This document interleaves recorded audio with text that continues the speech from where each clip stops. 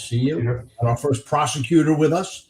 And I've always had a warm spot in my heart for prosecutors. As you know, I had an office in SDNY for a number of years, sat there, drank beer with them. In fact, when I left New York, I had more prosecutors at my party when I went to Phoenix than I did agents. Important partnerships, man. You want to get cases done, you need to get along with your prosecutor. You need to have a good relationship with your prosecutors, and that's how the magic happens. So good to have Anna-Sigga with us tonight. That's for sure. Honored to be the first prosecutor. Yeah. All right. Well, everybody, say hello to Anna-Sigga and make sure it's Anna-Sigga. I learned a long time ago that, and thankfully it wasn't me. Someone said, she's like, oh, it's Anna-Sigga. So don't make that mistake. Everybody. When your parents torture you with a name like Anna-Sigga, when you're like, I just want to be Anna, my mother's like, no, you're Anna-Sigga, because my mom's Icelandic, so it's really Anna-Sigga. So then like you have that ingrained in your head, then you're a grown-up and you don't care what people think anymore. I was like, okay, it's Anna-Sigga. Did your mom speak Icelandic by chance? Yeah, I speak it too, because she Let me tell you that I've heard the two hardest languages to learn are Icelandic and Welsh.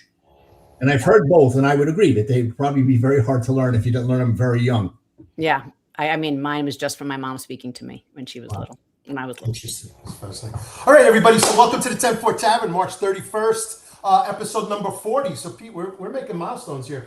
But everybody, welcome to the tavern. I think we have a fantastic guest, someone who I knew from when I was still active, but just a little bit. I was transitioning out as her career was climbing at the Bklyn County, Kings County District Attorney's Office, and going on to prosecute a lot of homicides, a lot of major felonies, Chief of Trials Bureau and the Homicide Bureau. And then what the case that we're going to talk about mostly tonight, but we can go anywhere. It is the tavern. Anything can happen. But we are going to talk about the prosecution of the murder of Detective Russell Timoshenko in 2007 in the confines of the 7-1 precinct. I think it was Lefferts and Rogers Avenue. So for those of you who know the 7-1, we're going to get into that. Interesting case, manhunt to Pennsylvania. 2 of the perpetrators there. One got caught out in Far Rockaway, if I remember, in my research. And then interesting trial, multiple trials, different juries, really wild stuff. We'll talk about homicide cases. We'll talk about cops bringing cases to prosecutors. If we both want the same thing, is justice served, whatever that means, whatever that looks like. We'll talk about what that looks like between cops, detectives, prosecutors. The fights that we had, but those fights, those hang-ups also ended up hanging out and talking the next day about something else, about the New Jersey Devils. I had a story about that. So Anna-Sigga, welcome to the Ten-Four Tavern. Nice to be here. Thank you. Yeah. All right. So everybody, let me bring it up here. I'm sorry, but I forgot. Yep. So here's our promo, episode 40, but it is the tavern. So Pete, Espelon Tequila, is that what's going on tonight? It doesn't affect your blood sugar as much as bourbon does. I used to be a bourbon guy. My doctor said tequila is a little healthier. So I'm doing the tequila thing, man. Got it. And Anna-Sigga, you H2O with lemon, but yeah, I'm always like, it's a work thing for me. So I have water with lemon, but it's also the tavern. So I have my wine, most of which I will consume when we turn this off and I'm done. So, yeah, and I'm going to go mostly with water, but I may reach the Responder Bourbon. So previous guest, Kevin Barrett, Chief of Terre Haute, Indiana, with his philanthropic effort. And for those of you who don't remember, fascinating, he wanted to give back to police, fire, military with a partner, especially line of duty deaths, and the partner who was forming Responder Bourbon with him got shot and killed. So before he could see his mission go. So Responder Bourbon, everybody. Detective Nolan, I see you're on the chat. So tell everybody how that Responder Bourbon is. I know you got a bottle. So, all right, let's do this. Anna-Sigga, where'd you grow up? What's the path to becoming a prosecutor? So I'm a Long Island girl. Long Island, New York is where I grew up. Took a foray to Colorado for college, which was a beautiful place. But when I remember going to the Natural History Museum, and when they had like 5 bones as opposed to what we had in New York City, it was like time for me to go home. So I went back and I went to law school at Bklyn. And I really thought that I would end up going back to Long Island, since that's where I grew up. And I had Joe Hines, who was then DA, as my trial ad professor. And I'll never forget, like, sitting down with him and telling him what I wanted to do and where I wanted to go. And he says, no, you should come to Bklyn. and I said, why? He's like, because you always start in a city and then you can go to the suburbs. He's like, so I'm giving you a job offer right now. He's like, but you only have 24 hours to decide. 24 hours. He's like, yeah, 24 hours. And if you don't take it, it's the biggest mistake you're going to make of your career. And if you do, come on, welcome and come on board. And when I tell you those 24 hours were so stressful for me, like it literally turned my brain upside down. Like I'm not staying in the city. I'm going back home to Long Island. But after talking to a lot of people, they said, he's right. You start in the city, you'll never get experience like it. And they were right, because I didn't leave. I was there for 21 years, 16 in homicide. But for being, I think, knowing it was time for me to go, like mentally just tired from the trials, I always thought I would retire. Like the best job I will ever have in my lifetime was there. But that's how I ended up there.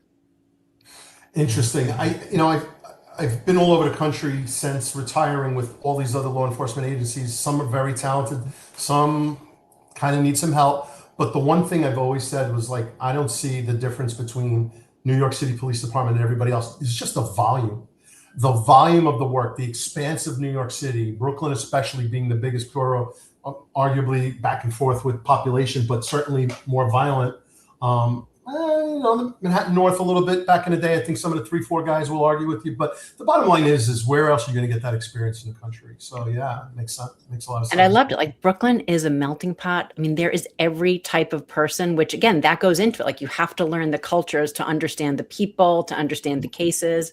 And that became part of my love. Like I loved every bit of it. Was exposed to things I would have never been exposed to, got to know people from communities that I had no other reason to dip my toe there. And it really was just an amazing place to be. Yeah. Okay, so you get to, all right, 24 hours. Who'd you go to? Who helped you make that decision? My parents, for sure. They were always good sounding boards. I think friends. I had a couple lawyers in my family in the city, though no prosecutors or anything, but they all said like, yeah, you always start in the city. And I really thought it was just kind of reaching into my brain and thinking about, I'd lived there at that point all through law school. And just my brother, 100% my brother, who was always, my brother is always the risk taker of us. I'm the one who's going to stay in my continuity, comfort zone, predictable everything. And he's the one like, no, go take a leap, and you're going to land well. And if you don't, you'll move on to the next thing. Got it. So just for everyone, all the listeners, Anna-Sigga just mentioned that the best job she's ever had in the world, but she's pretty successful doing this true crime podcast stuff, which you got to hang on and listen to a little bit later in the show. So we're going to ask about the differences and why one might be better than the other, but what you could probably have never done one without the other anyway. So I was going to say, I mean, I think you and P can probably say the same thing. Like everything I do goes back to that. Right? It does. I mean, not only is it what got me to be doing it, it's the reason I do it. It's that I never left the love of that work and caring about the cases and the people that do them.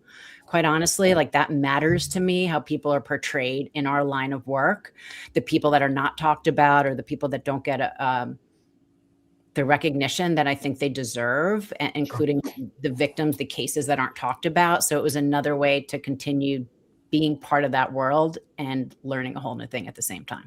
Yeah, it's hard to serve, whether you're a prosecutor, a fireman, a cop, whatever. I mean, and then walk away from service. It becomes part of who you are, serving. So now you're just serving in another way.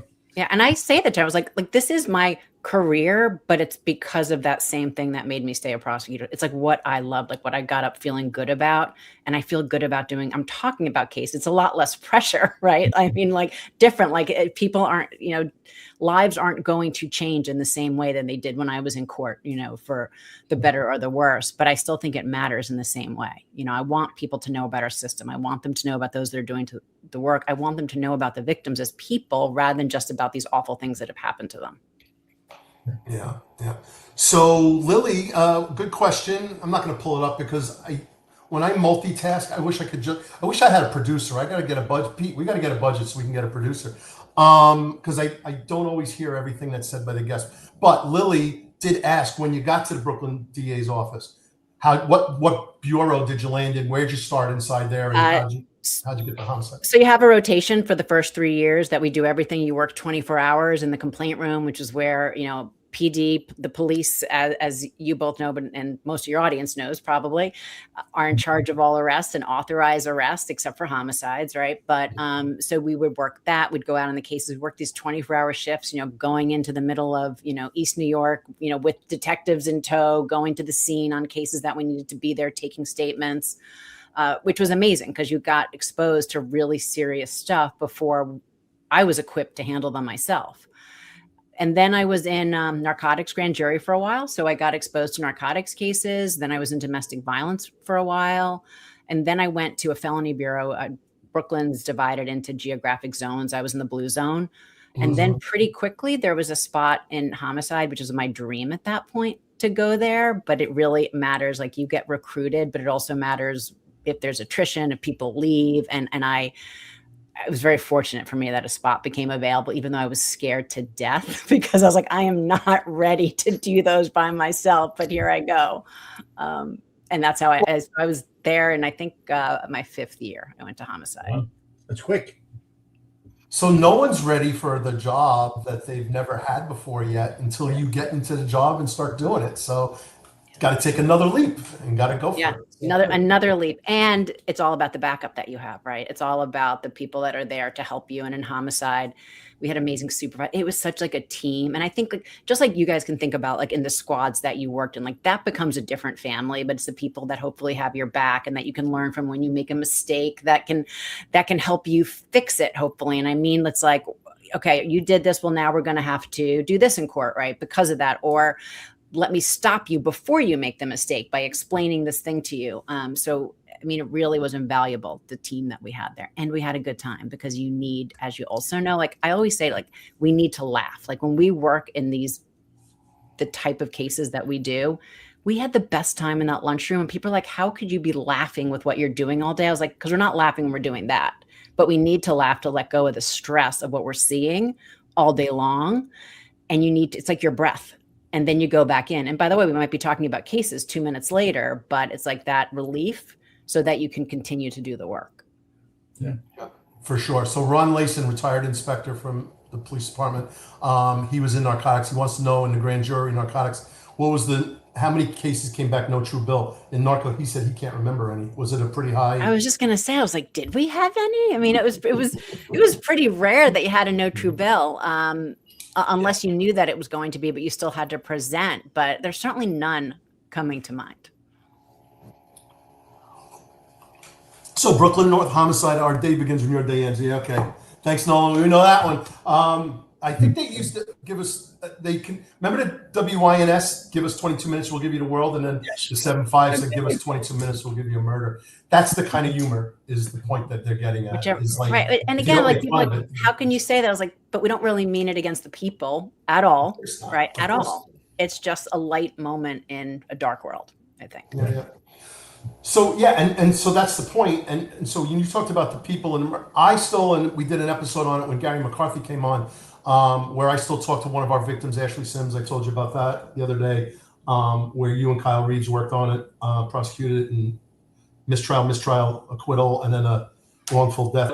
I still talk to Ashley Sims' mom 2-3 times a year. So all this stuff about cops being tough and hard and then not being compassionate, and that message, and I've said this on the podcast 1,000 times, I'm sure same thing with the prosecutors. Like you guys talk to them, like once it was handed off and it's in that process, you spent a lot of time with those families.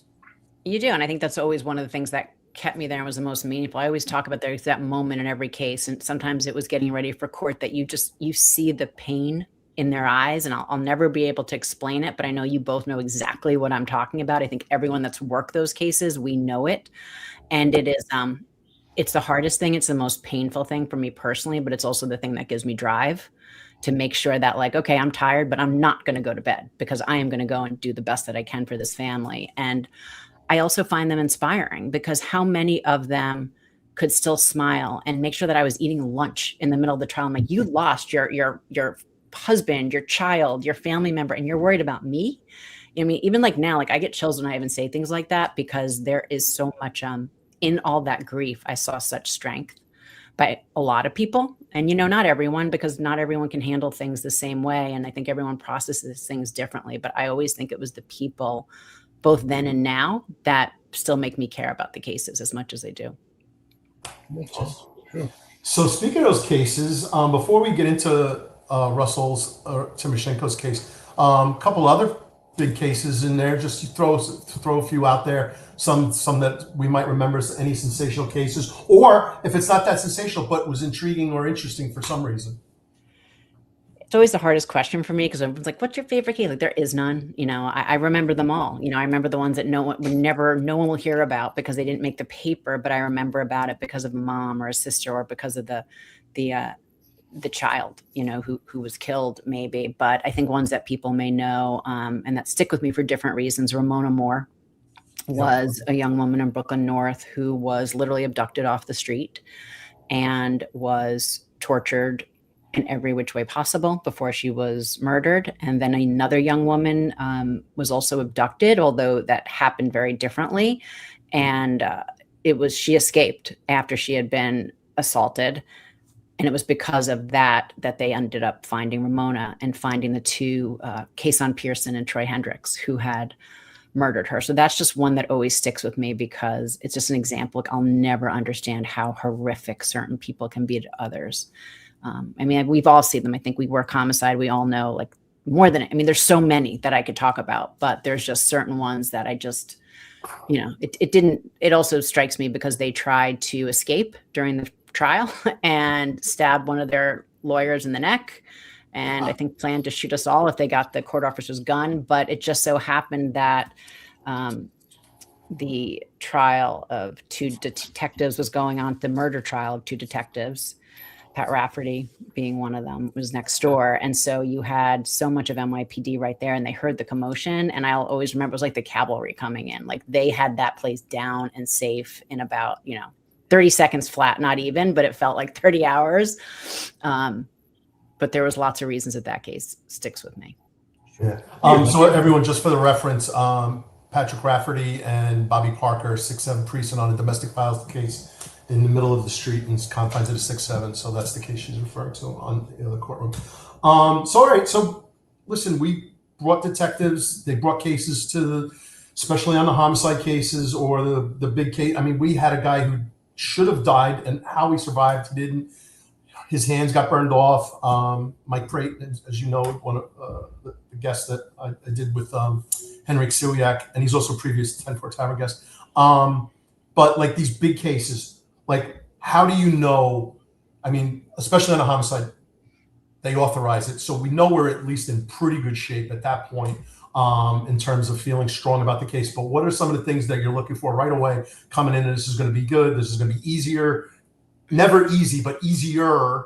The things that are going to be the hard parts, the challenging ones. What are all the things that come together? And then sloppy paperwork. We all know what we did. We all know last minute typing up a DD5s. We all know about that. So just talk about. I remember the fights. Like, I need your spirals. I need your spirals. Back when people, I can't go into court without those spirals.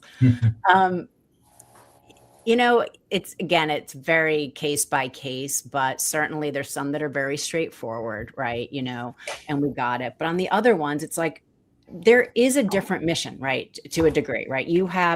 It's probable cause, right? Then you have to make the streets safe. You have to get someone arrested once you have enough for that. But then we have to think about, well, can I go into court, and is it proof beyond a reasonable doubt? And I think as prosecutors, we think not just for that initial trial, but then also once they start to appeal, because certainly you're talking about violent crime and people are probably doing very long sentences. If they're convicted, there will be appeals. Like, is this going to hold up? And what might be the problems? It doesn't mean that you don't go into court because you don't think you've got it all, you can't win. Like, we can't proceed that way. That's not fair to the cases, but you get one shot and that's it. So if it's a case that we just see too many problems, well, then it's just not there because we've got one shot. And very often, as you know, like, we would have these powwows. Ken Cobb was the chief, and John Basunder and Mitch Benson before he left. And we would sit, whether it was Brooklyn North, Brooklyn South, and very often we would agree. And when we didn't, like, those conversations get very heated and it feels personal, but it's not personal, or maybe once in a while it is, but not too often. And it's usually because you know it, you feel it, you see it being the investigators, and we're on the other side of it saying, but these are the things that we see as problems. These are the things that we cannot go into court right now until we get it done. And we know if we don't ask you to do it now, it's maybe never going to get done. Not that most detectives weren't fantastic post arrest, because they were helping us right through the time we got it. But those are the ones that when we have to look at circumstantial evidence, well, I need to see the pieces of the puzzle as a jury's going to see it, right? Because I really need to have all the pieces that you can hopefully provide us to do that. And so it can stand the test of time. It doesn't do anyone good if, I can convince the jury based on my words and the evidence to convict. And then all of a sudden the appellate court looks and there's these obvious holes in it. Well, that doesn't help anybody. And so I think that's the type of thing where that, we butted heads sometimes, but hopefully by the time we all agreed and you got there, it's like, that was a rough one, but we got there, and now let's go into court and get this thing done. Pete, you know anything about wrongful convictions? Yeah. Well, 8 innocent people I got out of jail got wrongfully convicted, and one that was indicted, about to go to trial for a robbery that was a mis-ID. Actually, all of them were mis-IDs. And with the exception of 5 people in one case that was related to the sex, money, murder RICO that were actually set up by an informant and a detective who was having sex with the informant. Terrible story. In fact, the woman said she saw the murder occur, and it was a rainy day, long distance away from, it was a cab driver that was killed. And when you went to her apartment through the bathroom window, she said she saw the murder from, you couldn't even see the crime scene, Tommy. It was such a sloppy case. Sadly, the DA's office dug in their heels and fought to keep them in jail. They lost. But, and in the end, they found out that the cop was having an inappropriate relationship with the informant, and the informant lied, a lot of bad blood between the informant and one of the 5 defendants. In fact, there was an article in the New Yorker magazine about how to solve a case involving that particular case, believe it or not, which was just bad. Yeah. So I think to the point, Anna-Sigga, what I was getting at is like, those are terrible. And we, in the 7-9, locked up the wrong guy for a homicide. We got the indictment. John Basunda knew what was going on. We weren't even sure. The witness was so adamant that this was the person. We were like, I don't even know. And we did it, and we wound up releasing him. It was decent police work. It was done the right way. We didn't really have much of a choice at that time. I still felt sick to my stomach, and I knew we didn't really do anything wrong. So I can only imagine like people who have either made a mistake or didn't go through all the things that they needed to go through to cross their T's and dot their I's. So, yeah. The Edward Gary case, which I was one of the arresting officers on, I got him out. He spent 25 years in prison. 2 different witnesses who didn't even know each other picked him out. None of them were lying. They just misidentified somebody, genuinely believing he was the person. And then they arrested some other people who proffered and said, yeah, we were there, and that's not the guy. But he sat in jail for 25 years. How do you think I feel about that? You know what I mean? We followed the evidence. We did everything we were supposed to do the right way. Then new evidence surfaced many, many years later that exonerated the man.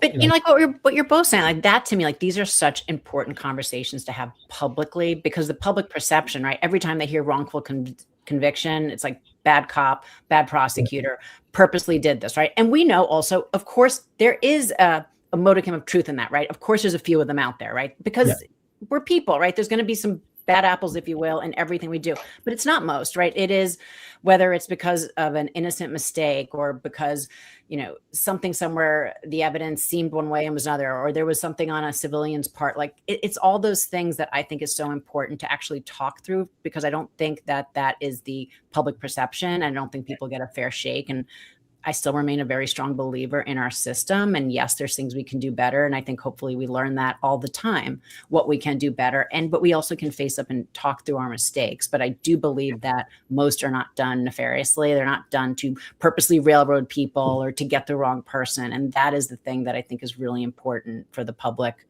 to know. Wrongful conviction doesn't mean that someone from law enforcement or a prosecutor tried to, railroad that person. It's happened, sure. But few and far between when it usually comes down to a piece of evidence or the way that a case went forward, or, something else on a civilian's part, or an innocent mistake, or something.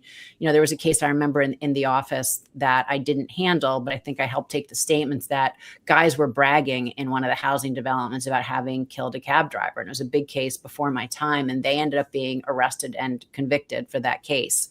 Well, somehow it ended up that fingerprints later proved that someone else had done it. Wow.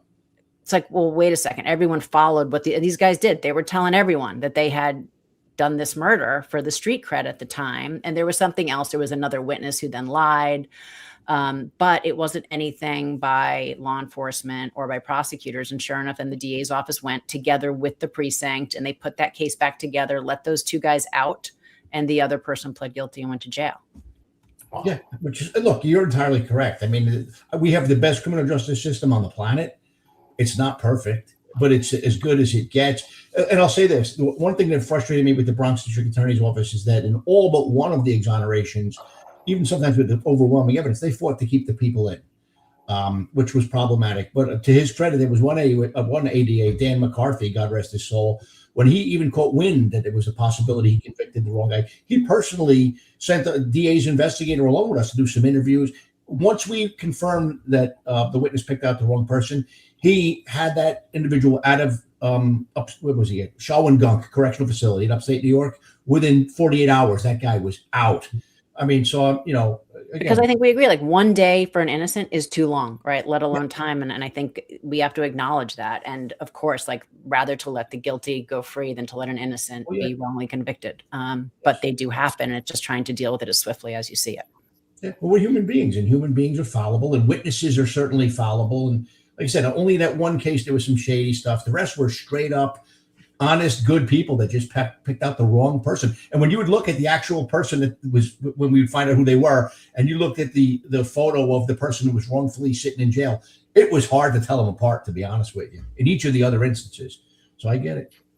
Well, the thing that I find fascinating about today's day and age is facial recognition is actually more accurate than eyewitness testimony, and yet they are crushing facial recognition right now. And I can get into that's a whole episode. We could talk about it. It's not just facial recognition. There's a process, peer review, peer review, scientifically accepted, and exactly. But the point is I feel better with an ID through facial recognition that goes through peer review and goes through those checks and balances than I do eyewitnesses. To the Pete's point, with two separate people picking out the same guy. Anyway, let's talk about real quick, because you talked about appeals. One of my earliest conversations with a mentor to me was like, he asked me, when do you think your job is done prosecuting, arresting a homicide suspect? And I was like, well, until he's convicted. He's like, better answer. Till the final appeal in Supreme Court. That's when you can close your book and shut everything down. So walk us through the appellate process, the appeals. Do you stay with it as the prosecutor? Does it get handed over to appellate? Like, what's that look like? Yeah, no. I mean, different offices are going to do it differently. I mean, Bkyln was for a long time the second largest in the office, and just by the caseload. But we had, people that write much better than I do, certainly, and can do the research, that we would hand it off to them after we were done. And if there's a conviction, they would handle it. And again, it's also good too, because now you have another set of eyes, like looking at everything. Once the appeal comes in, I mean, and again, they're going through it, they handle it. But again, they're going to come to me. They're going to come to whoever handled it. There's cases sometimes that there's a hearing later that we have to go and testify. I'm sure for PD that the same is, and it can be multiple levels. Sometimes the court shuts it down right away and says affirmed. There's cases that they've been reversed, and then it gets affirmed again, and it can go up and up in New York, and then it goes federal. So it can be never ending. I have cases, at least a few of them, that decades later are still, swirling, if you will, in the appellate process. Let me ask you a question. As a prosecutor, we had a lot of banter in the homicide squad or in prior detective squads I worked in. We got along with each other. Our reputation in the office was important. I always got along with the ADAs in the Bronx. When I worked in the Southern District with the AUSAs, I had an office there, so I got along with them even better. And I used to tell my agents, and I would tell fellow detectives, that your reputation in the office is super important, but your reputation with the prosecutor's office is even more important. As someone who prosecuted a lot of cases and spent so much time working on important cases, What's your thoughts on that? Did you ever work with some folks that when they would bring a case, you just didn't trust them because they had bad reputations? I mean, how important is that ADA to detective relationship to have that trust? I would say if extremely. I mean, and like, yes, without naming names, there's a smattering out there that it's like, okay, what are they coming in with now? I'm going to have to double check. But again, it's few and far between, but you certainly know the ones that it's like, I don't need to see a thing to back up what you're saying. I know that what you're saying is on the money. It doesn't mean we don't look. That's my job, right? I have to go through it all. But absolutely, just like you knew with prosecutors who you could rely on, and if they were giving you an answer you didn't like, who you might respect that answer if you didn't like it, and who you might not, right? I mean, you know that because it's the same thing in the other way. And I certainly think that when we're dealing with these cases, that level of trust is so important because of course we all have these preconceived notions of what people tell us about people. Then when you get to know them, it's your first impression. But in homicide, we dealt with the precinct detectives, but more the homicide detectives regularly, right? It was Brooklyn South and Brooklyn North, and that was it. And so they dealt with us and we dealt with them, and you got to know each other very well over the years. And you knew the ones, which was most, right, that you could just bank on what they were saying. You knew the ones that were not going to put in go the extra mile. They were going to go 10 extra miles or whatever it took to get something done. And you knew the ones that maybe were going to skate a little bit, right? Like we have prosecutors like that too. It's anywhere. But I think that's really important, especially when it came to those decisions that you had to hedge your bets, that you really were more comfortable doing that with someone who you knew had put in, their all, and you knew that you could really rely on everything they told you. Yeah, I used to get on my soapbox about that, how important it is to really do your best and be your best person when you're over at the U.S. Attorney's Office or the District Attorney's Office. Some people, they threw their case on the desk. Hey, here's my case. Take a little, let me know what you think. I'm like, no, you got to sell your case. You got to act like you care. And it doesn't mean you have to yes me, right? There's people that would fight me tooth and nail, but I respected them for it because I know that they knew what they were talking about, even if I did too, or we were disagreeing. It's just that like you said, it's that level of you knew what they had put into, and if they were coming in to fight for something, it's because they really saw it that way based on their work. Yeah, no, thank you. I appreciate that.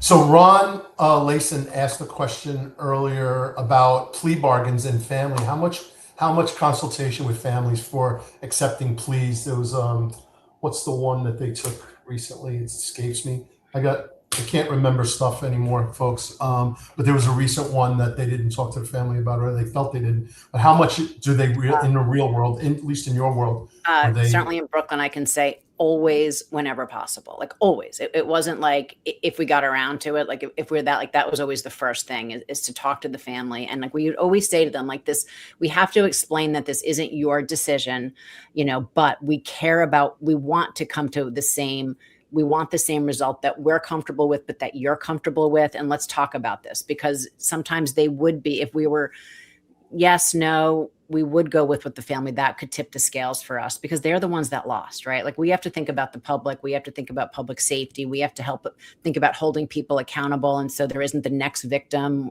based on this person's actions, but they are the ones who have lost the most. So that was always an absolute thing that we would reach out, sit with them. I always remember too that, Ken Taub too, who was the chief, would sit with families whenever and talk through really difficult things. Sometimes it's no one wants to hear that we don't think that life is where things are going to end up when they have taken someone in their family's life. But hey, there are problems with the evidence, or it's going to rely on one witness. And if we don't win in court, that means nothing's going to happen, right? This person is going to get out tomorrow. And here's why we think this is just, and just doesn't mean what you think is right based on the conduct. It means what we think, as opposed to what could happen if we go into court, and not because we're afraid to. Some cases you have to go in and lose them. That's just the way it goes sometimes, but you have to take that shot.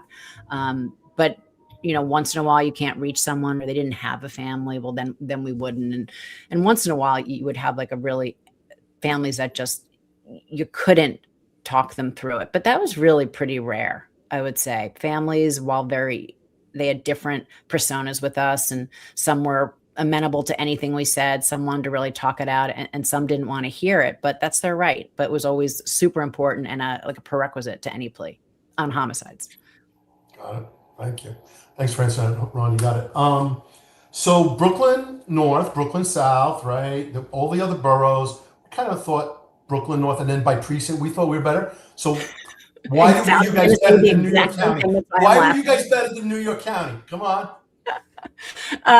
Gosh, that's like the age-old thing. Like, right, with you, it's South and North. For us, it's like Manhattan or Brooklyn. It's like Manhattan will get the credit, but we do the work, right? I mean, like that's always the way that we would joke. You know, there's the different prestige level, but I think, and whether that's the island of Manhattan or what they had, but I always looked at like, I don't know, I was super happy being where we were. And I kind of think that we had the gold star just because of we have people from everywhere in Brooklyn. Like we were the busiest of that. So that to us made it the best, but it's still the age old debate. Yeah, of course. I just yeah, sorry. Go ahead. That's it. No, I was going to say, I was on vacation somewhere, and you know how it is. Everywhere you go, there's a New York City cop somewhere, and they're like cockroaches. You know, you turn the light, you see them all scatter and everything. They're always somewhere, right? And I was there somewhere, and then someone said, "Oh, you're a New York City cop. That person over there, they're in New York City. They're on the same job as you." And I go, "Where do they work?" And they go to 17th Precinct, Manhattan. I go, "We're not on the same job. We're not on the same job. We have the same uniform. We have the same. The paycheck says the same. We're not on the same job." But anyway, any other last before we get into Russell Timoshenko's case? Any last other funny stories, cool stories, prosecutions that stick with you for any other reason? Gosh, it's such like a hard open-ended question, right? Because like one of those things, if you put it in my lap, I could talk about it, but there's just so many. I think it's like, you know, it's funny, like doing a podcasting, I don't cover my own cases. We talk about other people's cases, but I kind of feel about them in a way the same by the end. But when I think about it, and you know, like you try dozens and dozens of them, but we've worked on hundreds, you know, I mean, I still have like the files. I have like my openings and my summations of like all these cases, you know, and for me, that means they're highlighted in every color because I am that person. Like everyone says, like it's the highlighter on everything. Gosh, I don't know. I always just we didn't really do a lot of prep, so I know I caught you. You'll think of something. If you think of it, feel free to share a story because again, it's the tavern. Anything can happen. It can go anywhere. I have two more questions about. So you know that prosecutors are always going to be more buttoned up, right? Than you guys are. Like you're at the tavern, and I'm like, no, I'm going to stay in my lane. That's right. When we turn this camera off, I could talk about it, but I'm going to stay in this lane. Yeah. So you talked about quality witnesses. So when you have a real witness, and whether they're a good witness or not a good witness, you believe they're honest, but they not present well and might not be able to testify well, and they might shatter. You have no choice. You've got to deal with them. So I guess there's a lot of prep with that. But what about two detectives working? One's better than the other, but one really owns the case. But you got like, was there some friction there with like, no, Pete's a better witness than Tommy. Pete, you're going, Tommy, I'm sorry.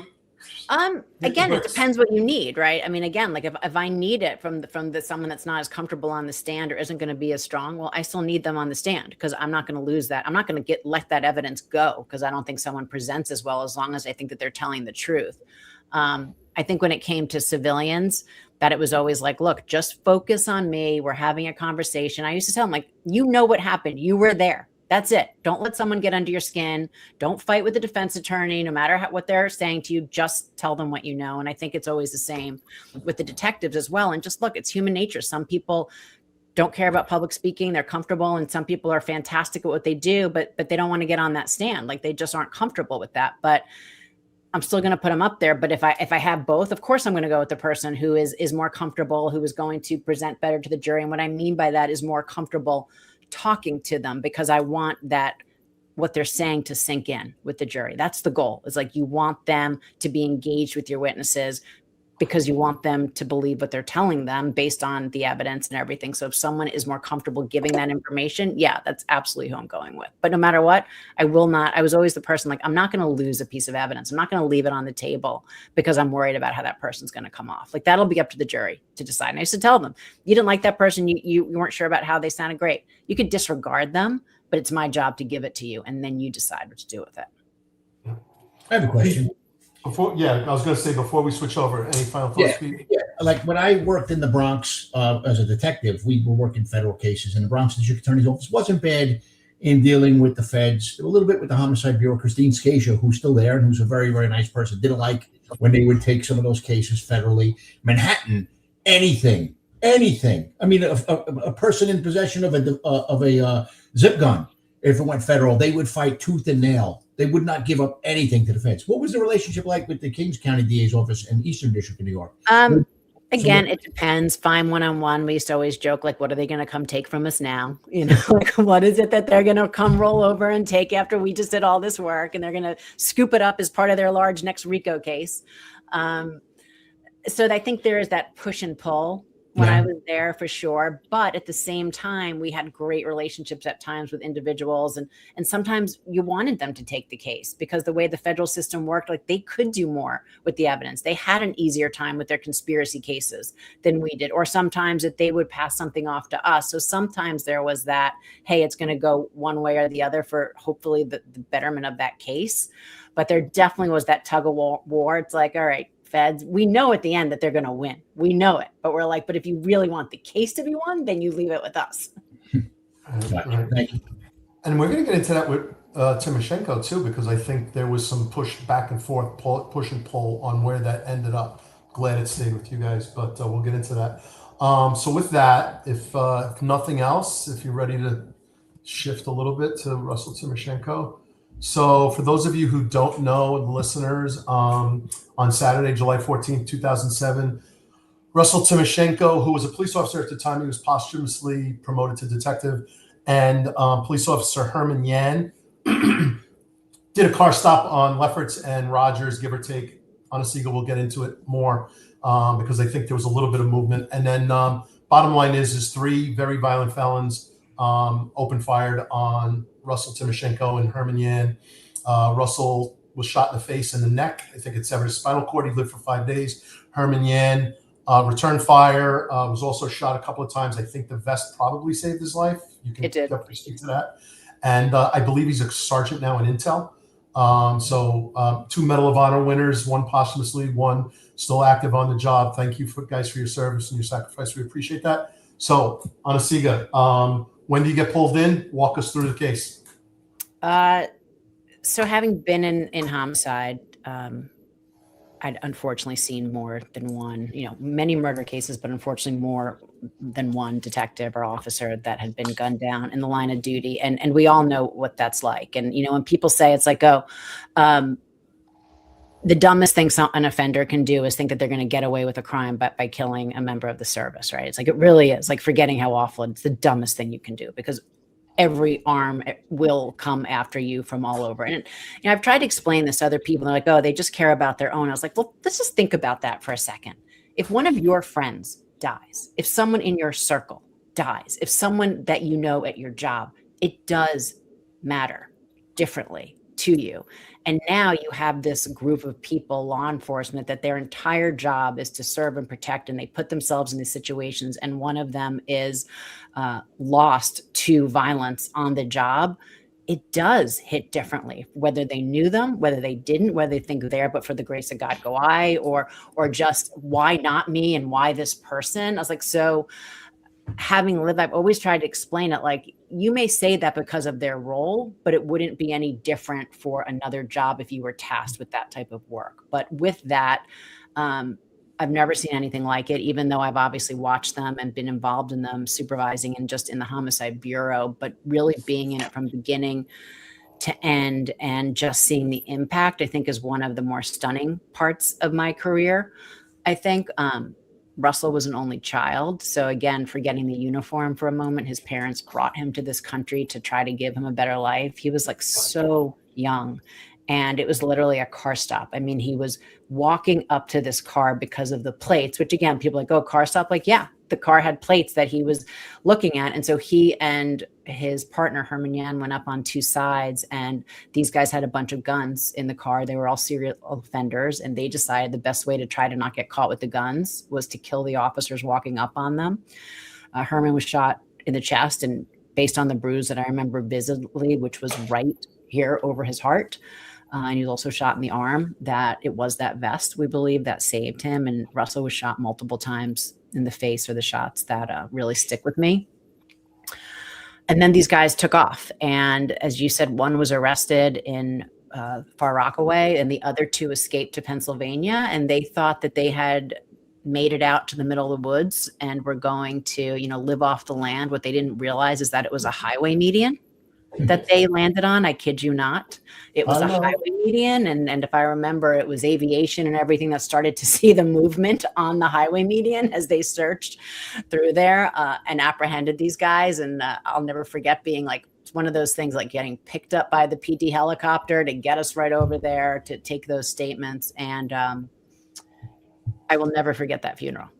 I'll never forget that funeral. I mean, there's many funerals I will not forget that I attended as a prosecutor or cases, but I will never forget that because I think it was the seeing what it meant to every officer and person and member of the service that stood there. And when I say thousands, it was unbelievable just to pay their respects and just that solidarity and just what I saw on their faces was just, it was incredible.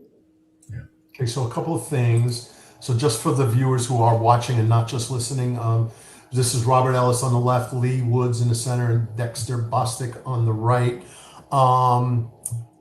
Ellis is the one that only got the conviction on the guns, and the other two are convicted of aggravated murder and then are life plus and never to be seen the light of day. And I did some research. I don't know. I mean, I've been out of the game, and I know a lot of the cops are in New York State are upset about the number of cop killers that were released that thought they were staying for a lot longer and they've been released out. These two gentlemen, and I use the term loosely, they're never, ever, ever getting out under any circumstances. Is that correct? Yes, so unless something happens, with our laws that, we have. As of right now. Okay. As of right now. And they were tried with 3 juries. Which is interesting and unique, right? Yes, 2 juries is a lot. 3 was a once and never again. But for the right case, which was this one, it was the best way because, again, the reason we do that is to not to put the witnesses through multiple trials, not to put the family through multiple trials when most of the evidence was in common, which it was here. It was just their statements. So we had Judge Lott did the case, and I tried this case with Mark Hale, who was another ADA in the office. And so we tried the 3 of them. It's all about organization, right? Which it was like, you have to be so organized to make sure that inadmissible evidence doesn't get in front of the wrong jury. And so we had 3 juries, and it was, I believe it was over 2 months the first time. And then we had a hung jury. So we had to do it again when it was, I think that was Lee Woods, if I'm not mistaken. I didn't look it up before this, but we had to go back in. And it was something. But again, it was these guys who were all offenders. They were running these guns. And they thought that, okay, they didn't want to go back to jail. It was really this conversation. They didn't want to go back to jail, and they knew how long they were going away if these guns were found in the car. And so instead they did kill one and tried to kill the second officer. It's beyond how barbaric that is of a decision. It is also just how stupid that is of a decision, because in the end, they all went to jail much longer than they would have even if they'd been caught for the guns. And 2 parents lost their child. A young man lost his life. Another one could have lost his, and I'm sure has had many sleepless nights and will thinking about what happened that day. Sure. So let's go back to the manhunt a little bit because, and I'm not laughing because it's funny, but like to the point you said where they were in the median. I remember following it again, having just recently retired, and this huge hunt that goes out to Pennsylvania, and they're on I-80. For those of you who are trying to figure out where in Pennsylvania, they actually took a weird route. Because they were Far Rockaway guys, so they went to Long Island, took the ferry to Connecticut, and then went across instead of going through the city. I guess they didn't want to go through the city. Figured get another car stop.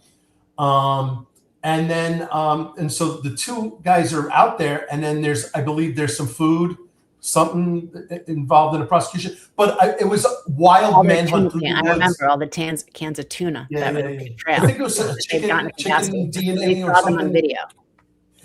Yeah. Anyway, but what's funny is, and then a tragic coincidence is like, I remember watching the videos and they got dogs running, they got helicopters and they're running through the woods. And I'm thinking about these like New York City guys running around out there.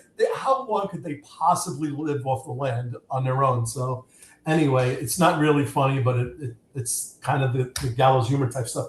But I'm going to ask a question. Some detective had the wherewithal to go get Russell Timoshenko's handcuffs and got out there and put Timoshenko's handcuffs. I think it was on Ellis, not Bostic, because he was caught second. But that has got to be a lot of weight for you, because you know the boys and girls in blue are not putting up for anything else except, you know, these convictions. So did that add anything? Did that even make sense? Because they made a big deal about that. Or you were already locked in anyway. Yeah, I don't think it adds. You feel pressure on all these cases. I think you feel pressure on every single one, right? Because everyone has a mom or someone that cares about them. But sure, you know, when the sea of blue is all in there too, well, now it's all your colleagues in a different way. And but I think rather than pressure, I think it was motivation, because I think they're all rooting for you and they're there to help. So if anything, it's to alleviate the load. And you know, you need something. Well, there's 10 people that are going to run and get it for you in 2 seconds. So I think I just felt self-imposed pressure. I'm sure. And you know, the stakes are no different on paper, but at the same time, you feel them in certain cases. And here again, like we are all part of the law enforcement community, right? Whether we're prosecutors or whether you there on the front line. So I do think we feel that type of different pressure as well. Yeah. And what it means, because if you think about it, besides just how horrible it is, and if people are allowed to be violent to those that are tasked with keeping us safe, like what does that say about our society, right? That is the complete breakdown of society, right? Because there has to be some hierarchy, or at least maybe not hierarchy is the wrong word, but we have to use the rule of law. But if you can't keep those that are tasked with keeping us safe, then where are we? You know, so I think to me, it's like, that is why those cases absolutely need to get all the attention and work that they do. I agree with you, but I would argue that in some ways that sentiment, which I share, by the way, has withered in recent years, where it almost now with like violence against law enforcement is kind of like, well, nobody. Yeah, I don't know. I always say and I publicly, I stay out of politics and all that, because I care about like law enforcement. I think I care about right is right when it comes to crime. But when I say I cannot fathom, I can't stand, like when I see, like, what was it, like throwing snowballs at officers during like the snowstorms, like that lack of respect that is tolerated against those that again, if there is a bad cop, if there is someone that does something wrong, well, then they're bad, right? They did the wrong thing. They don't deserve my respect. Correct. But to think that it is okay to treat law enforcement that way, those that really every day go out to protect all of us and try to, that, you know, if something happens to someone's child or their sister, that's who you're going to call. And I think right there, knowing what the danger that so many face on a daily basis, I just, I'm willing to put myself out on a limb at any time to just say, like, I have no tolerance for that. No, nor do I. I mean, look, there's someone who will assault a couple with an elderly woman, or to someone over a minor offender. But we had an incident here where I live in Fairfax County where there was a minor fender bender. The person got out and stabbed the woman and her dog to death, both. Turned out to be an employee of the U.S. Department of State, no less. So not somebody who has like a crappy, I mean, I just think violence has almost become, I wouldn't say expected, but we've been so deconditioned to where we were, where if you broke the law, you were forced to pay a penalty. That now it's just so many people get a pass that people have kind of lost their minds a little bit, you know? Yeah. So it's terrible. So the way I always looked at it and tried to understand it, because I become a very super defensive of the cops and, you know, assaulting. The cop's life is intrinsically no more valuable than anybody else. Mm-hmm. However, it stands for something. Yeah. Yes. And the breakdown is the fact that if they will do it to a cop so wanton and randomly and without care or consideration at all, the regular public is SOL. They've got a problem, because they're pushing down old ladies and they're hurting kids who are our most vulnerable. And then everybody in the middle of that without even thinking. And, you know, when they were running around doing that, what were they calling those things where they just randomly walked up to people and punched them and knocked them out? Knockouts. Yeah. I mean, that's exactly what that is. Those kids are doing that, and they're not kids. They're adults. They're 18, 19 years old, right? And they're, you know, they raise the age and all that stuff. But like, yeah, that's exactly what this breakdown of respect. So if it's not, again, no more valuable than anybody else. However, the uniform and the presence stands for something. and that stuff about they deserve it, to the point that you were And you getting at can't earlier, paint honestly. police with the broad brush, I mean, like we all know that there have been wrongs done by members of law enforcement. Of course there have. We know that. But then let's call that out. Let's call that out. Let's fix the problem where there's a problem to fix. And I think most of us in this line of work will say 100% we should, when we want people to feel safe and valued by the police. And so if we don't, let's deal with it case by case, but it's not the broad brush, because isn't that what we're saying a problem is? That you can't do that to anybody. You can't do that to any race, to any religion, to anything. Well, you can't do that to professions either, right? And so I just think it's a much deeper conversation and issue. Yeah, for sure. So real quick, I'm not pulling up a lot of comments, but not in the squad.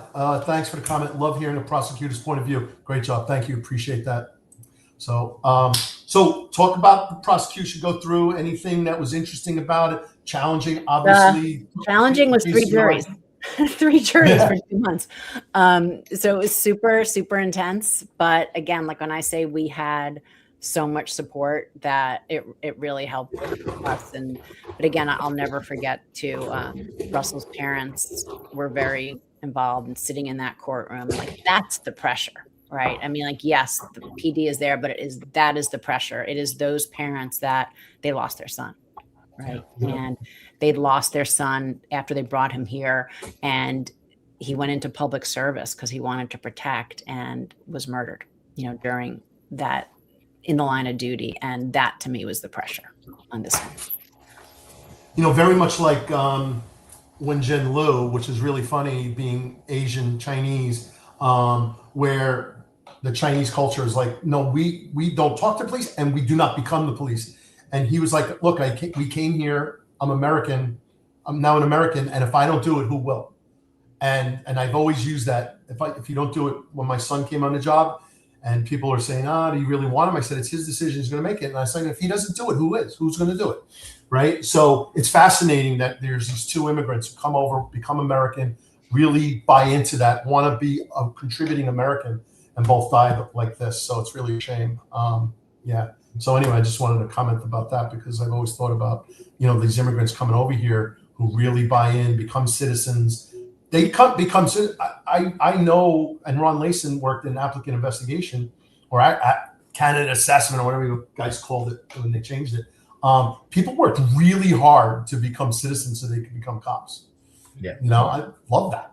Like, who doesn't love that? So anyway, keep going on anything that you want to share about Russell, and then we'll get into phase. I think it's, look, even when you put up that picture, it brings it back to me. I'll remember going down to the police memorial, the anniversary during Police Week in DC. And that it's just also, I'd never done that before myself. Oh.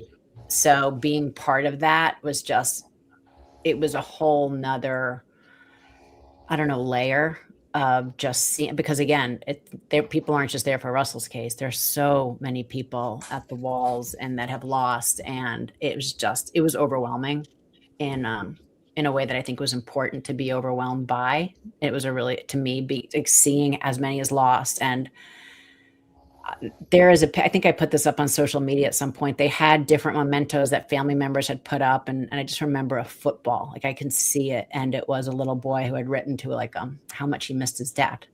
And gosh, I can't even talk about it, even though I didn't know him or anything. But I think it just reminds you that this isn't people in uniform that died. These are parents, these are brothers, sisters, and just seeing just how many people have died in the line of duty and during Police Week, being down there for that was I think it was an important thing to see. So at J2581, rest in peace, Timo. We did Impact together in Seminoles, same squad. Got into our first scrap together as Javert. 3 rookies winging it. Good times. Love you, brother. Miss you forever, brother. So thanks for the comment. Appreciate that. And he will never be forgotten. Don't anybody ever let any of these folks be forgotten. So in an interesting and sad and tragic coincidence, Trooper Joshua Miller, this is from his OMD page, ODMP, Officer Dunn Memorial page. Trooper Joshua Miller was on the scene and helped apprehend Bostic on I-80 in Pennsylvania in that manhunt. And 2 years later, he died in the same exact way Russell Timoshenko did. He was shot and killed in a car stop. A girl was abducted. The father, he did a pit maneuver and pulled the car over. It really wasn't a car stop. He's forced a car stop.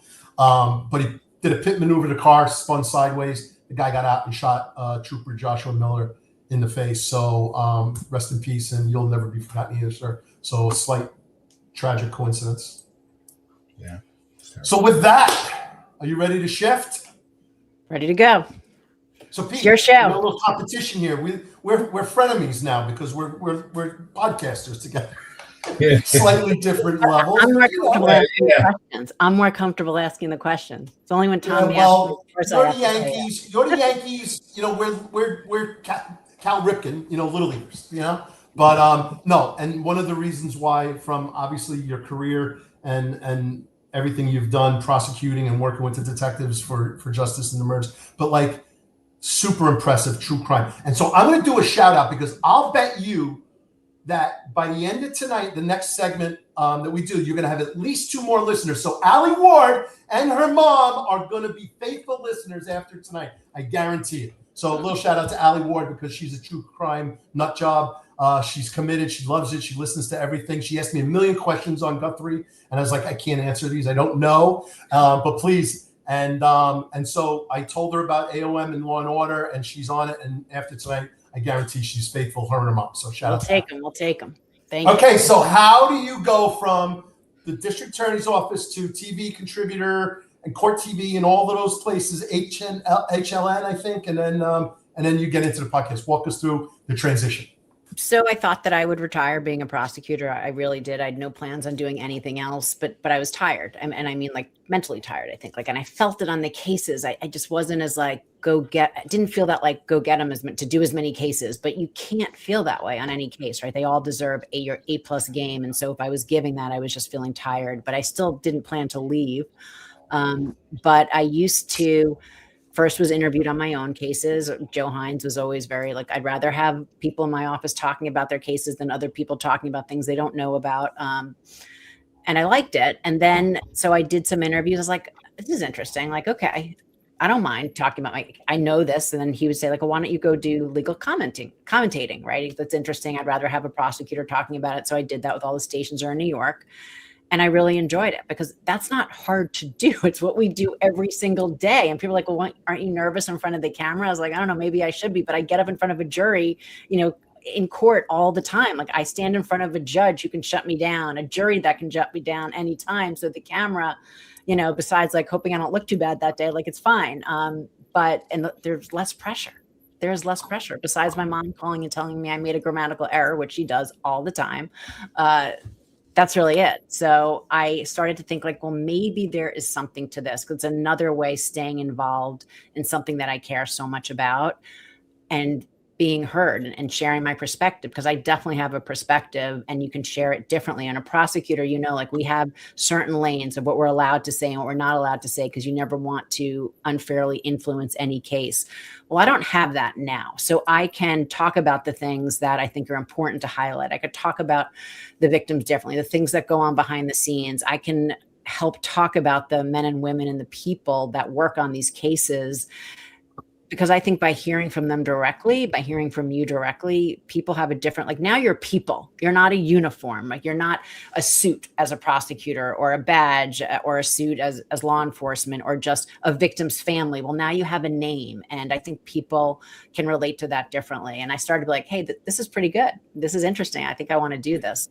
And so one thing naturally led to the other. And I had done a lot of commentating, and actually Scott Weinberger, who I do the podcast with now, he was already had a television show, and he used to call me to try to get me to do another one of his shows. And as he will tell the story, I used to be like, thank you very much. No, thank you. I don't do interviews on my own cases because I was always worried about, what is their point of view? Like, are they going to try to do anything to hurt this case? Because you never know where they're coming from.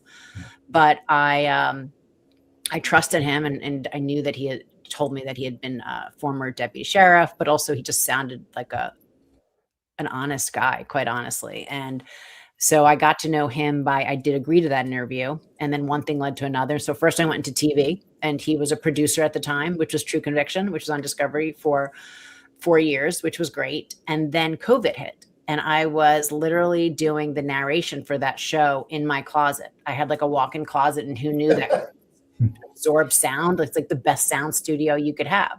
So, Scott shipped all the equipment there because we were still in production, but it was COVID.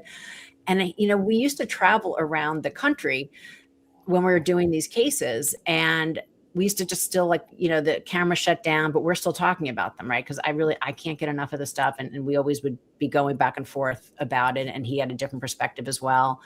And he's like, we should try doing a podcast together. And so, as everyone will tell you, I'm the party and no to start with usually. So I was like, why would we do that? Podcast? I listen to Serial. Like, I'm not doing a podcast.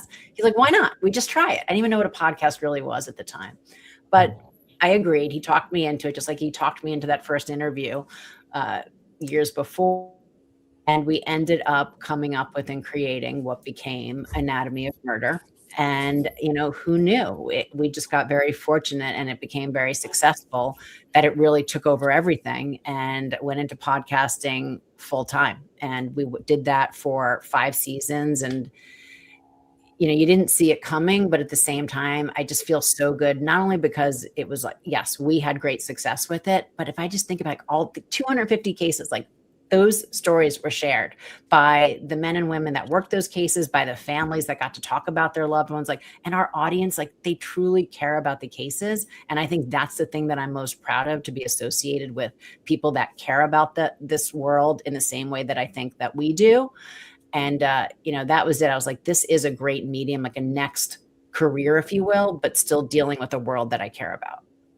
Yeah. So if I can run the numbers real quick, I did some searches, folks, in the research, and then Anna-Sigga corrected a little bit at the beginning. But bottom line is we're looking at, for Anatomy of a Murder, we're looking at over 250 million downloads. That's a pretty successful. 200 million.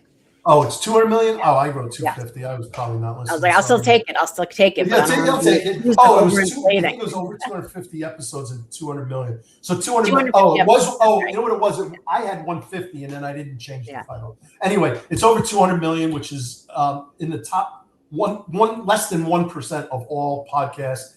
And then, that is massively successful. So congratulations to you and Scott for an incredible job. How fast did it trajectory go?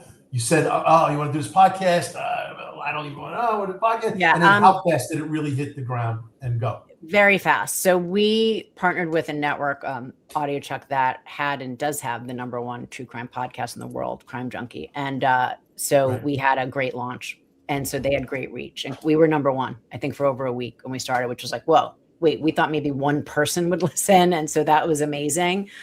And from there, again, and you guys know this too, podcasts, just they really, it's organic growth that really sustains you, right? You can get a great push and be there. But again, if you're not putting out what people really want to hear, they'll lose interest and they'll stop listening. Or it can grow slowly as people find you and they start to I sign on what these people are talking about in the way that they do it. And we just had this really fortunate, organic, sustainable growth for all 5 seasons. And I say 5 seasons because we ended Anatomy of Murder, or Scott and I ended our participation in Anatomy of Murder at the end of December of this year. And we're, I can't give the details yet, but we are on to our next chapter very soon, which is very exciting for the two of us.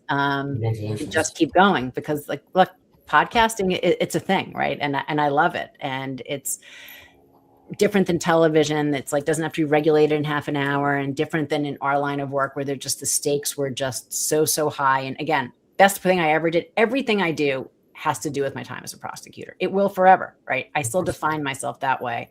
But it's a different way to stay involved and to hopefully talk about the cases in the way that I care about, the way that I want them to be shared. And there's a lot of people out there that sign on for that. And that makes me really hopeful, I think, Justin, in that. And then I have to put in there that for me, the fangirl thing that I did of all time was to get hooked in and be part of Law and Order, because that was my favorite show of all time.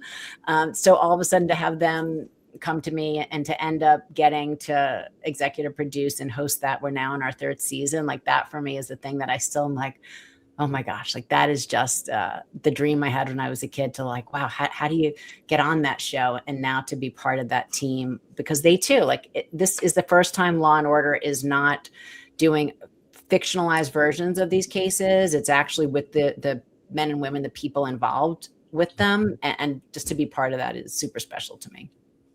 Yeah, so for the listeners, I don't think they truly understand that, like, this is the true crimes, like you said, criminal justice system. And then also, like, the first half hour of the regular TV show was the detectives, the cops, and then the prosecutors. So I'm fascinated that you like it, because even all of us, we all go, it's fake, that's not real, it's not real, but we still like it. Because it's fun. Like they do a really good job. They did a really good job with, again, we used to all watch in the Homicide, or we'd look to see whose case was going to be featured that week. And if you knew it, but then we'd always be like, that didn't really happen. And so-and-so didn't sound that good in court and didn't tie it up like Sam Waterston or whoever it did in, 30 seconds flat. But I think that's the beauty of TV, right? Is that they can take that creative license where now, and really the edict from the Wolf team for us is like, hey, this is Law and Order, so it has to be true to the brand.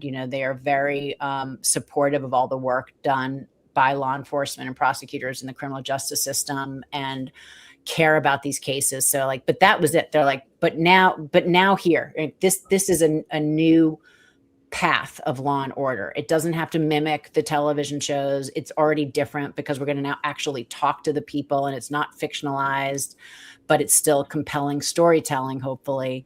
And that just, so that's, it's the brand. So it's still the jewel in the crown, of the Dick Wolf and the Wolf Entertainment really empire, if you will. But they wanted to be true to what they said. They're like, these are the real cases told by the real people. And so that's been a lot of fun to be part of that. So you had 3 seasons, 3 different themes. So just walk us through season 1, season 2, season 3 that's coming. And so first season was organized crime. And I think I said to them, like, you guys know I was a homicide prosecutor, right? Like I wasn't doing the RICO cases. So you're still sure you want me? They're like, yeah, because you know this world. And I said, great. It's fun, other than when someone in organized crime killed somebody else. I didn't have too much to do with them. But so we really traced that back from the 80s, the commission case, which was fascinating to me. Like I got to talk to so many people that handled that, and just watching how that world evolved among the different agencies. So we handled organized crime pretty much to maybe present day, the first season. And then we went to terrorism, and there was a lot of talk. Well, do you really want to talk about that? There's a lot of things that can go with this. Like, you know what? It happens. It's happened. And we're going to talk about them a little bit differently and kind of follow the terrible evolution, if you will, of terrorism in this country, and how law enforcement has had to look at it differently and handle it differently as it's morphed.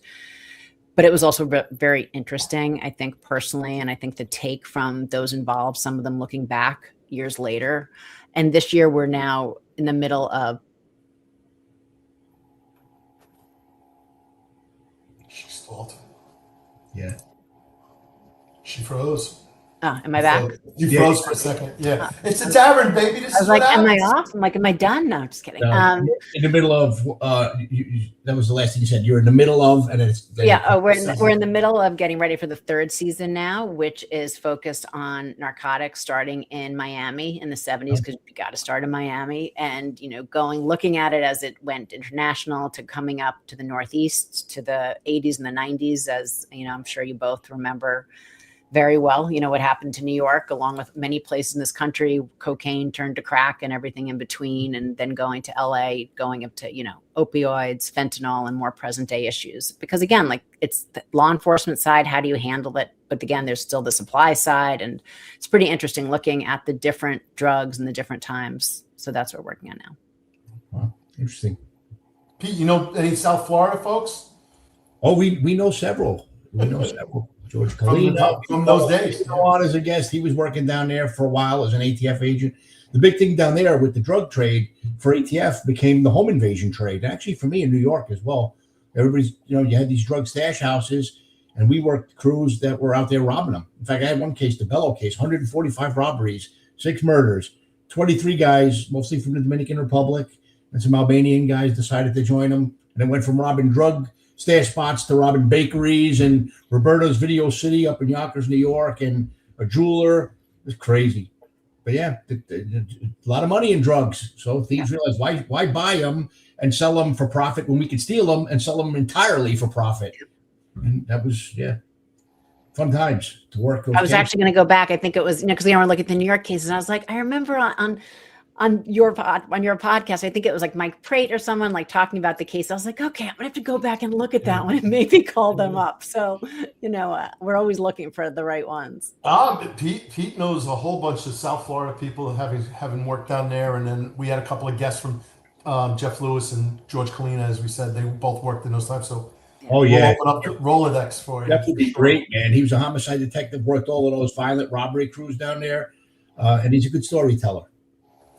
And we argued, was it better to be a cop in Miami-Dade or New York City? Depends on the time of the year, Thomas. Drug trade, New York City. I don't know. In the winter, wouldn't you kind of wish to be down there? I'm a four-season guy. Me too. I wouldn't have it any other way. But I'll say that I like to dip into the warmer weather while we're here in the, in the Northeast in the cold, gray winter. So, all right. So, listen. Tell everyone where they can listen to Law and Order and how to look out for. Just follow on social. Yes. So Law and Order, anywhere you get your podcasts, you can check out the first 2 seasons. The third one will be coming between summer and fall of this coming year. But you can follow on social media. I'm at longest name ever, but if you start to type it, the whole thing will come out. Anna-Sigga Nicolazzi, or my partner on the podcast is Scott Weinberger, which is where you'll know when we're ready to drop and announce the next part of our path, which is coming soon, and we're super excited about. And I guess the only, pitch plug I will have too is that, we have researchers. It's a machine where there's always so many cases to cover, but always getting them from being able to highlight the work done by so many members of people we know and through. We're always looking for that. So I think you can drop me a line if you're watching this or you hear it, because we really do love talking through the cases. And not just the ones that people heard about, because as we know, that's just like, it's a thumbnail of the cases that we all worked on, but the rest of them deserve that same coverage, and their families want it. And I think the people that worked on them deserve it too. Yeah. I mean, with 250 cases, 60 cases, whatever you did with Anatomy of Murder, that you're 30 something. I mean, all of these cases, but like each of those victims, and they are fascinating, and it's not just on the podcast, but like all of the other TV shows that are doing them too. This is happening all over our country, and I don't do people, do they understand how much, because so many people are insulated, but the folks who are in this and living this, that's why I said when we were in a 7-9 in Bed-Stuy, there's so many good people, and they're there for socioeconomic reasons, their family reasons, whatever. And they're exposed to this. And then guess what? Things happen anywhere also. Yeah. And where you think you're insulated and you live on this big estate and you roll into stuff, or stuff comes into your house. And so all of these stories that don't get all those press, like that's where you're going to hear and like, wow, this is happening. It's wild. And I think, I always like this word that comes up again to me a lot. It's like community, right? It's like, it's starting to remember, like we have to kind of care about our community, the one that and the one that you don't know, because these things like that is our neighbor, right? I mean, or it could be us one day, hopefully not, but it could be. And I think it's trying to put ourselves in their shoes, at least to understand, what people are going through and the work that's being done on their behalves. I mean, I don't think people realize the work that goes into these cases. I don't think people realize the challenges that go on that, quietly for years and decades, sometimes, that go into them. And I think that's part of what we try to highlight on these shows. It's like, let's talk about these people besides like the sensational way that they died, which is awful. And that's why we're talking about them, but how they lived. And these cases, like, let's really break them down so that you understand what goes into them, because I don't think that people do. Yeah, no, I agree. They think it's like TV where everything's solved in an hour. How nice. How much more sleep everyone would get if that was true. Happened once in a while, but not too often. It was even worse on NYPD Blue, because they did it always on a day tour. They never worked at night. I was going to say, I remember getting most of those calls because, like someone would be killed and someone from PD would call us. I think we got more calls at night than during the day, because that's when most of these crimes were happening. So there was a lot of sleepless nights for everyone. Tommy, when I was working at ATF, we used to joke that the FBI guys didn't know how to turn on their headlights. I couldn't hear, Pete.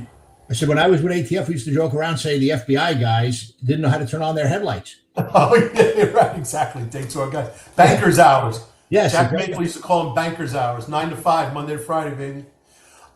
Detective Nolan, I got a shout out, $100 to the podcast. Tommy, thank you for the first responder bourbon. Kevin Barrett, Terre Haute, Indiana, good cause. Thank you for not podcasting from Motel 6, Pete. Pete was traveling last week, so he was in a hotel room.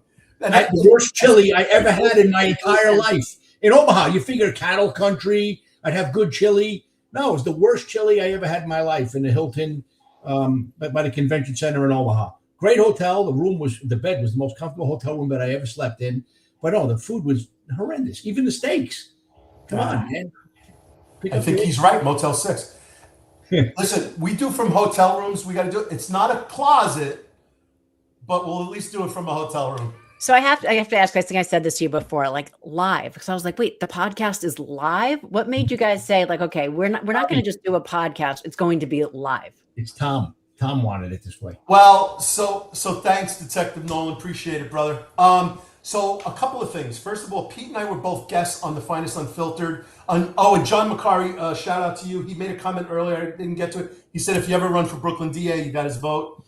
So he hosted with Eric and Marlon, but at the time it was just him and Eric. And on the front end, and he calls, we communicated, got to know each other, and he said, yeah, why don't you come on and talk about stuff?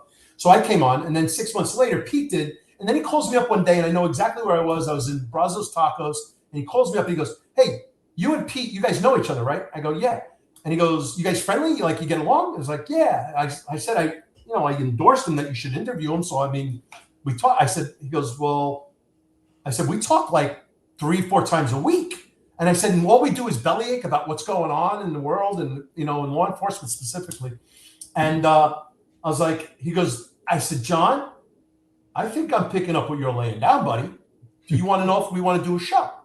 And he's like, yeah, exactly. And I said, well, we talked about it, but we never lifted a finger to do anything.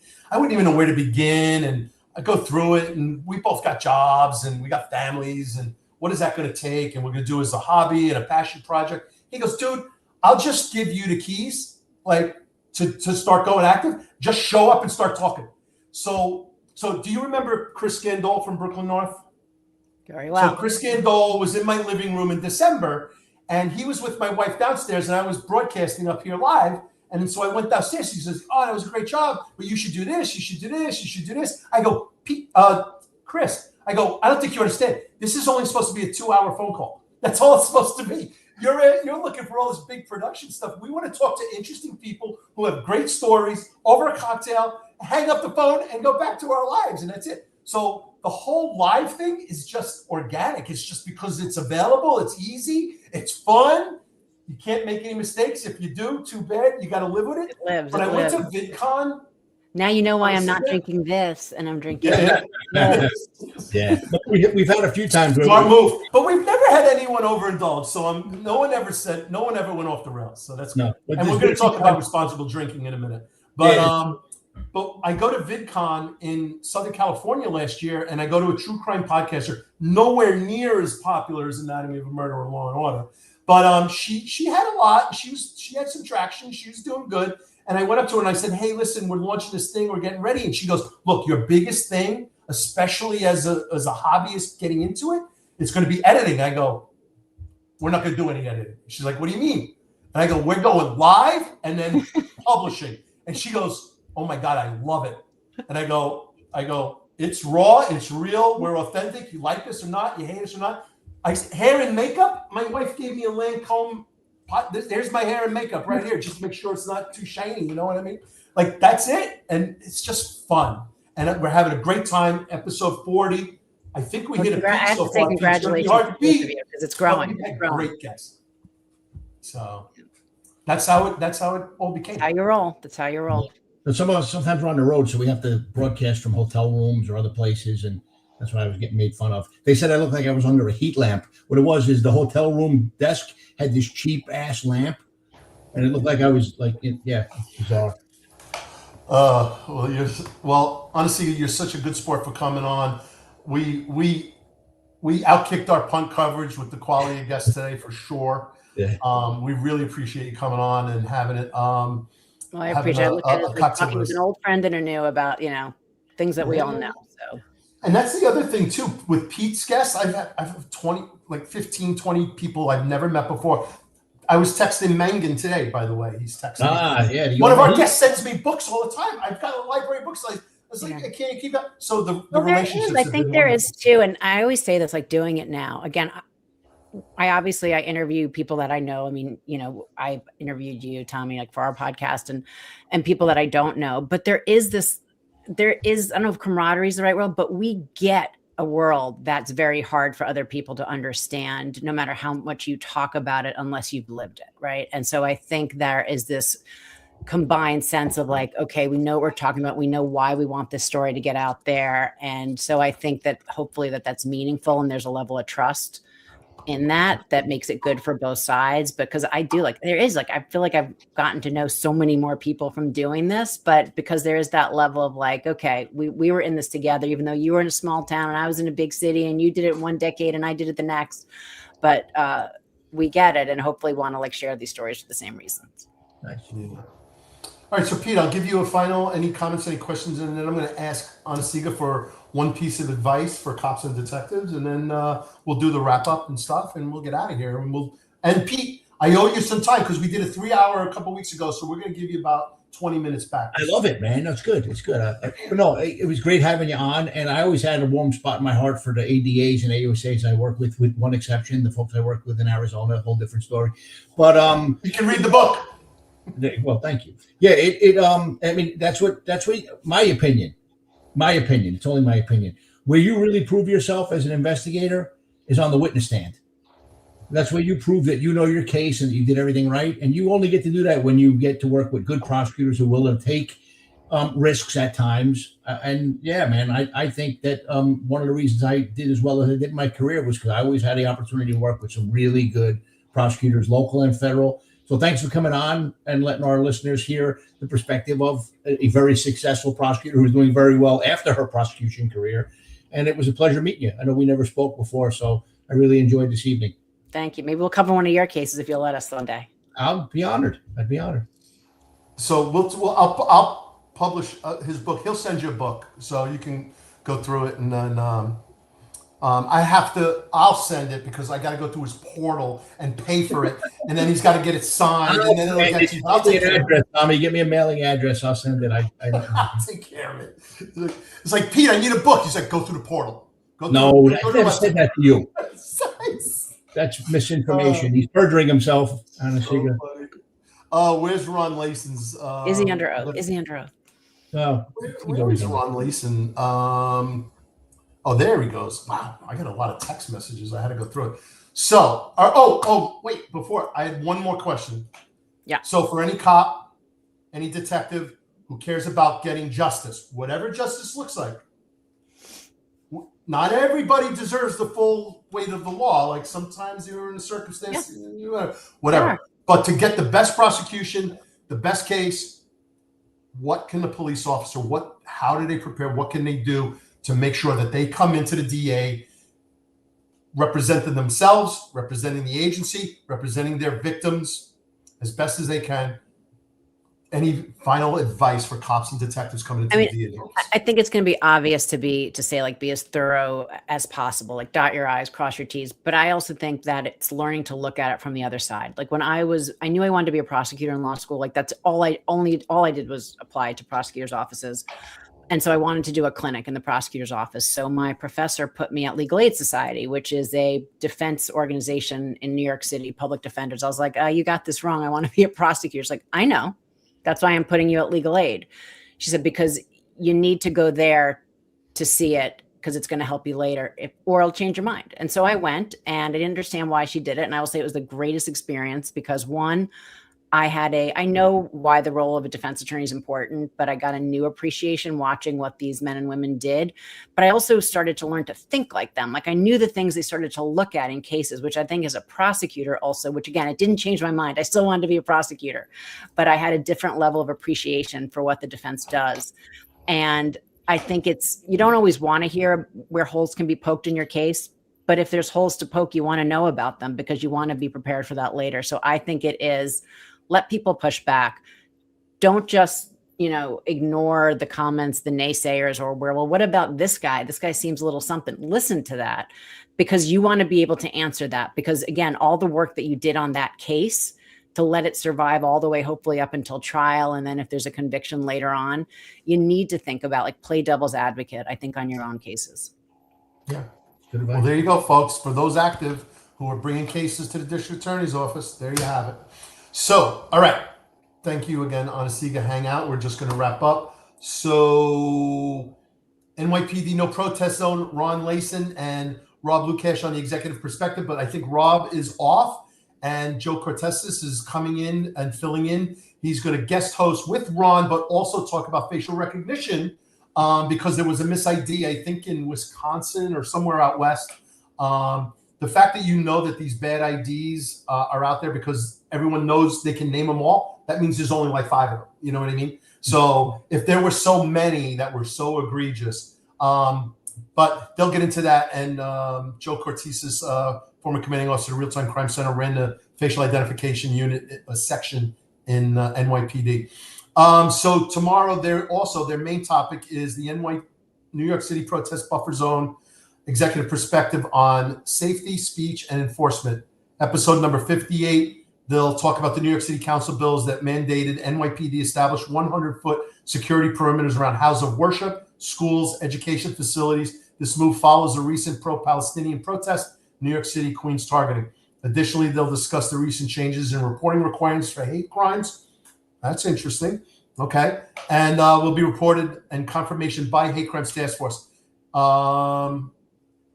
Furthermore, they'll examine this change with City Hall and Commissioner Tischer's policy. So check out Ron Layson and Joe Cortezis tomorrow at 5:05 Eastern Standard Time, Wednesday night. And then back on Wednesday morning, The Finest Unfiltered with John, Marlon, and Eric.